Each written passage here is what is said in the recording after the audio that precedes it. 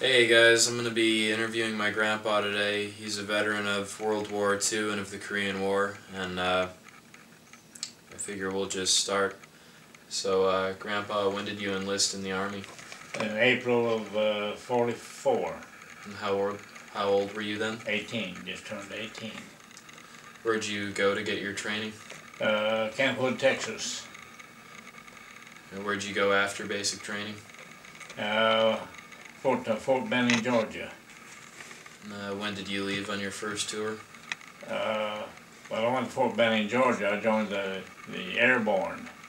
After you finish your basic training, which was at that time 17 weeks, and then you could sign up for a specialty course, which I did. I signed up for the paratroopers, and that was I forgot how many weeks, 12 or weeks of that.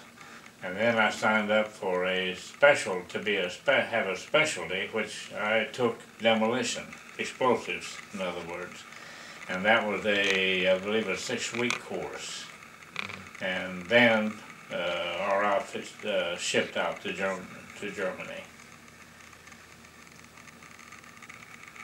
I was over there till, June of 46, I guess. And that's when I came back home and was discharged up here at Fort Sheridan in Chicago. I was with the 82nd and the 101st Airborne while I was overseas. And after the war, I hadn't been there near as long as a lot of those fellows had. And so they got to come home first, and the one of us that hadn't been there that long, we had to pull guard duty.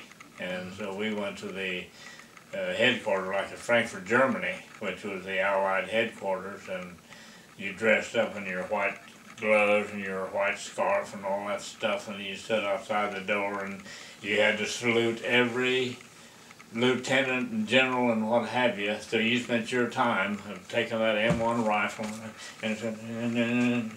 and all this all day long that went on, and you were on 4 hours, I think it was 4 hours at a time, and then you got off for an hour, and then you did another stint.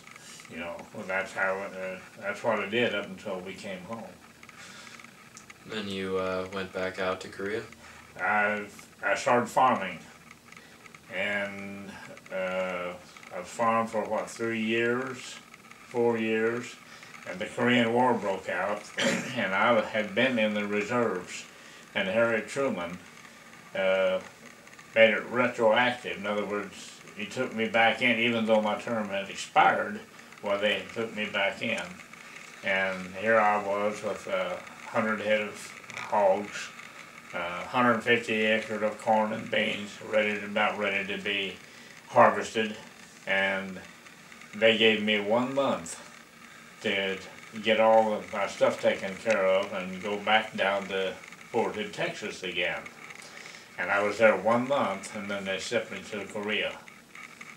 They sent us there because they didn't have enough soldiers trained to go down there, and,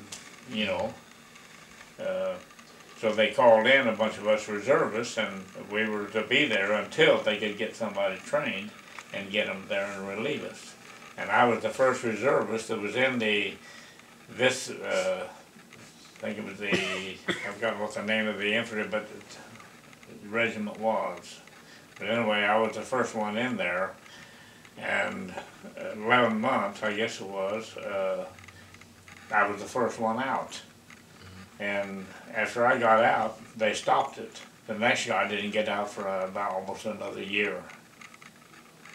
So I was pretty lucky. I was that second time I was only in about 11 months in Korea. So, of the equipment that you used in Europe and in Korea, does any of the equipment stand out as being your favorite, or? No, you were an infantryman first, and a paratrooper when they needed you to jump. But otherwise, you were just a plain infantryman, and we had an M1 rifle.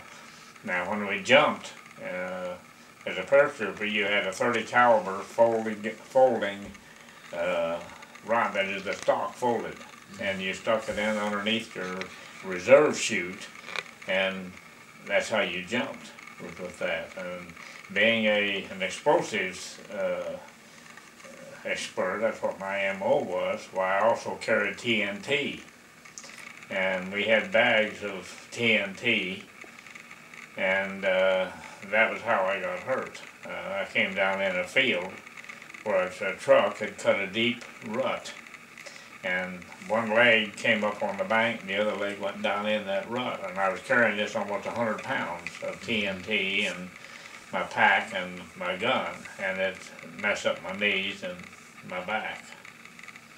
And I didn't even go to the hospital.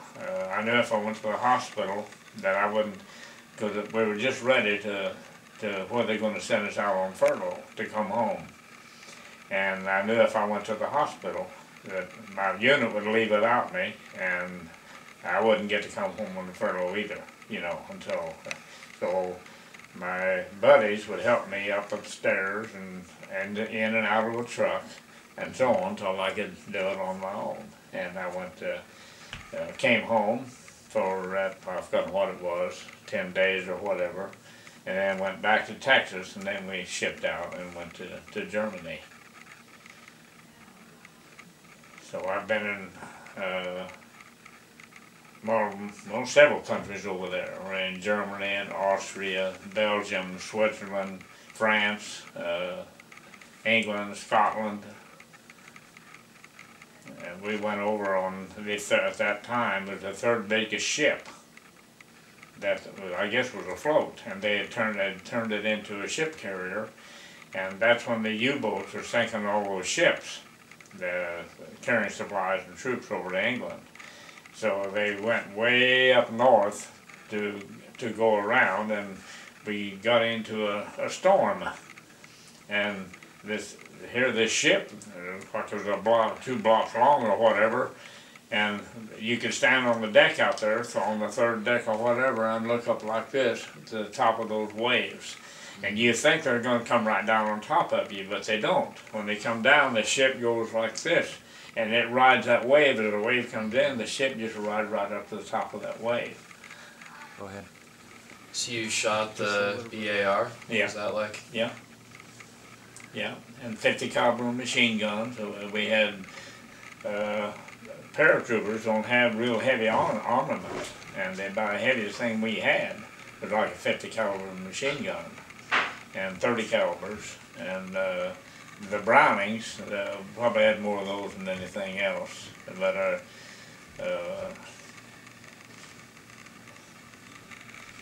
and that's all I ever. Well, you have your tank weapons, you know, your anti-tank things, but that's just a specialty thing, and you don't carry those things around with you all the time. What was the easiest gun to operate that you got to fire? Huh? What was the easiest gun to operate that you got to fire? Oh, probably the M1. That's as easy about as it gets. The M1 is a fairly heavy gun by today's standards. The rifles and the things that they use nowadays are, even your MK40, big 47, they're much lighter than an M1. The M1 makes a heck of a noise. It's very loud. What was your sidearm? I didn't have a sidearm. Only officers, or? Also, yeah, the officers had 45, so that's similar like what Logan has. And your motorcycle troops and so on and so forth, they all carried those too. Would you care to tell the story of how you got a hold of this? Hmm? Would you care to tell the story of how you got a hold of this? It was from an officer. Their officers carried them, and the motorcycle troops carried them. And this came from an SS officer. Turn it sideways so we can see it. And how'd you get this one home? How'd you get this one home? Oh, you could send one gun home. You had to get a permit, and that's how you couldn't take it with you. You had to mail it home. Did you tell him about the gun that was stolen from you? No, I had another gun that I got, which was a Beretta 32, and I couldn't bring it or couldn't send it. But I had I got a camera over there that had a tripod, something kind of like what Jeff is using, and I took the gun apart, so it didn't look like a gun, and I stuck it in the tripod, and mailed that tripod and that camera home, and they actually didn't pick it up, so I got it home, and my dad was showing the gun to wasn't a family member, a friend of the family, and he wanted it worse, I guess, than I did, because he made off with it, and it was the end of that. Done? Yeah. Thank you for letting me interview you. It was fun. Now, will that be on a tape?